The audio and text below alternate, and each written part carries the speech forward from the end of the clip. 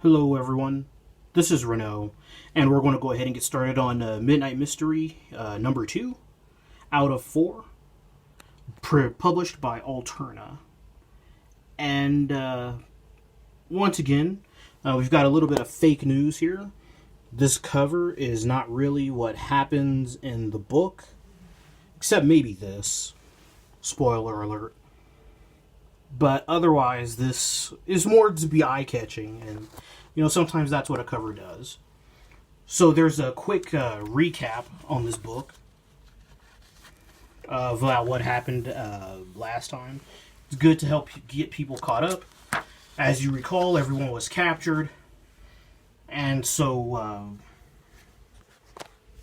our Zeke King, our protagonist, is just waking up from a dream.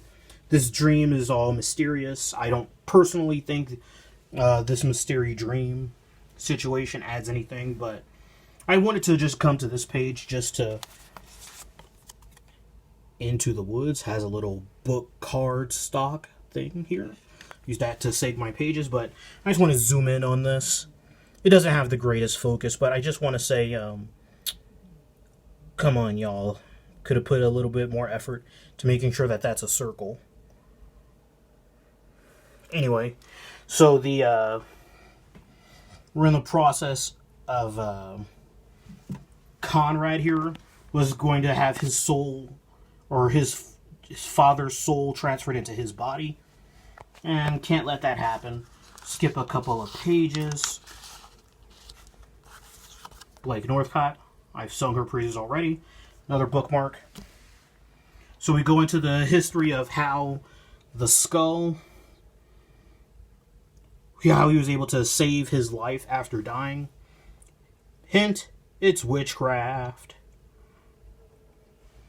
And so, again, I understand why it's here, but I'd much rather just have not had to deal with that dream sequence, which is why I skipped it. It didn't really add anything to the story. Skip a couple more pages because it gets to a part that I really don't like. And surprise, random new character shows up to interrupt the ritual. This lady. This is Blackwood's brother, or sister, excuse me. The problem is, though, that there is no foreshadowing or hinting of this character. So she just, and I checked.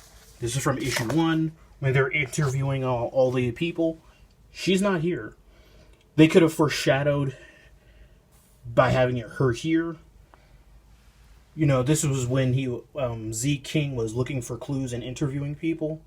She could have been one of the people that was interviewed, but she wasn't.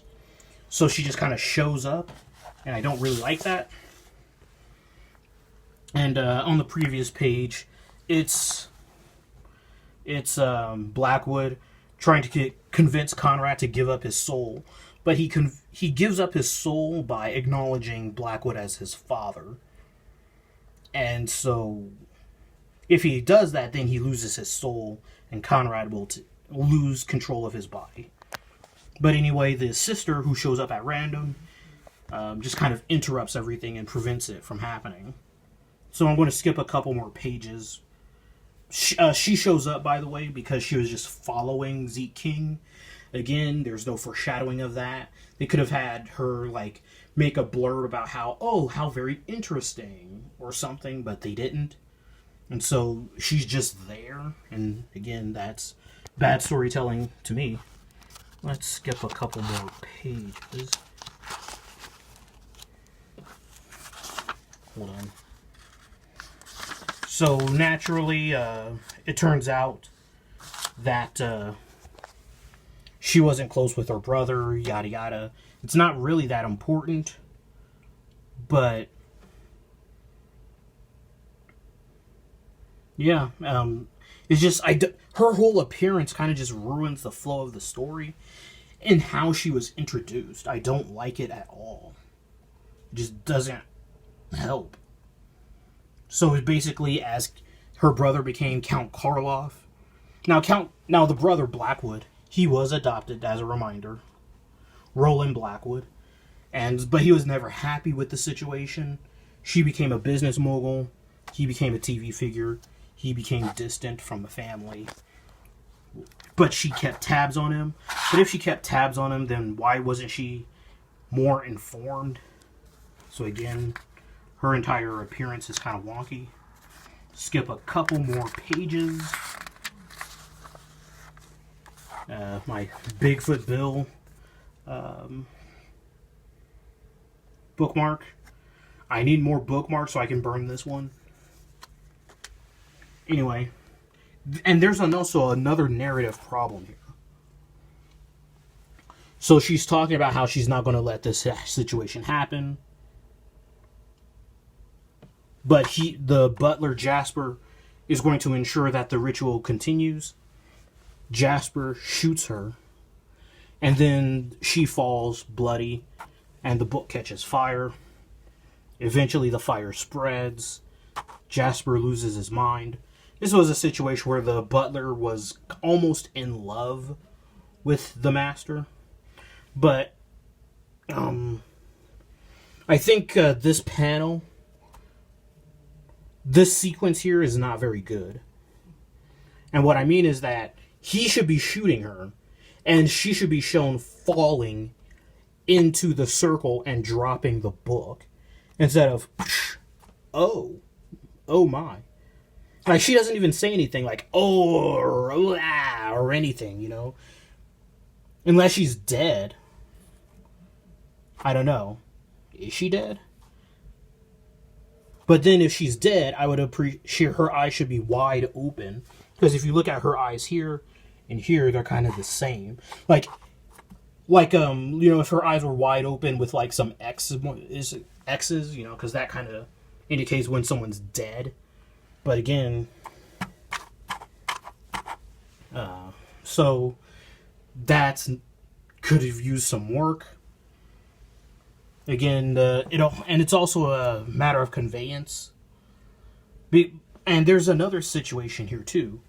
Jasper was armed, and he is clearly willing to kill to ensure that the ritual goes through.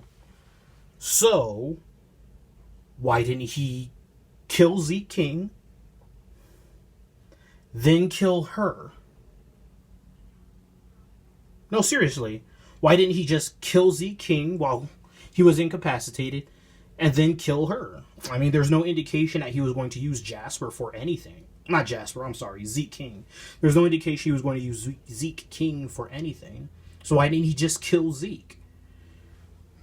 And why didn't he just kill her when she first arrived? She says she has men, but none of those quote-unquote men show up here. So, anyway, skip a couple more pages. And near the end, hold on. So then, hold on. Zeke is then recording the story of that situation. He's talking about how this went down. He's recording it. It's part of his show. He hands it to his trusted companion. And again, one of the things I've always said is that the problem with these kinds of stories is that you know he's not going to die in the end. So they kind of make it out to be a happily ever after. But there's one more story, or a follow-up story. It turns out that the short amount of time that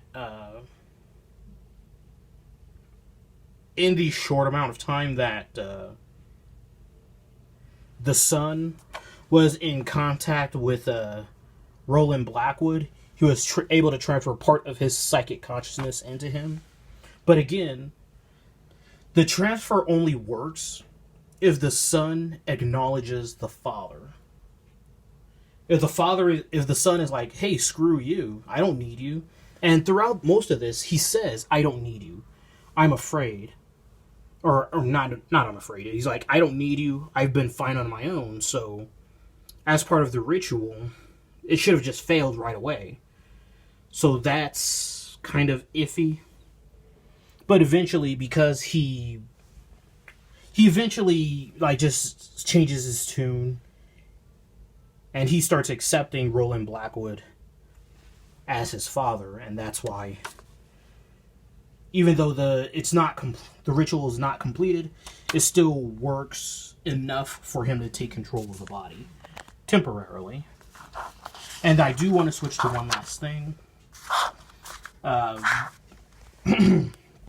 So this is Zeke King. He's fending off some sort of monstrous murderer. He's like, no, after all this running, I'm going to taste terrible.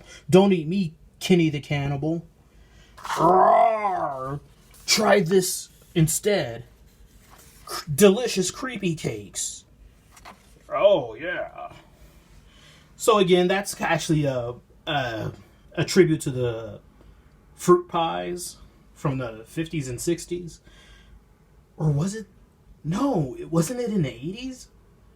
Well, anyway, the point is, the bad guy is defeated by a delicious snack. So I do like that, but overall, for the main story, another sophomore slump, so to speak. Anyway, I would say, I'm sorry. I'm going to have to give this like a 6 out of 10. But it's so cheap, I can just finish the series. Anyway, this was Renault. Thank you so much for watching, and I hope you enjoy the rest of your day.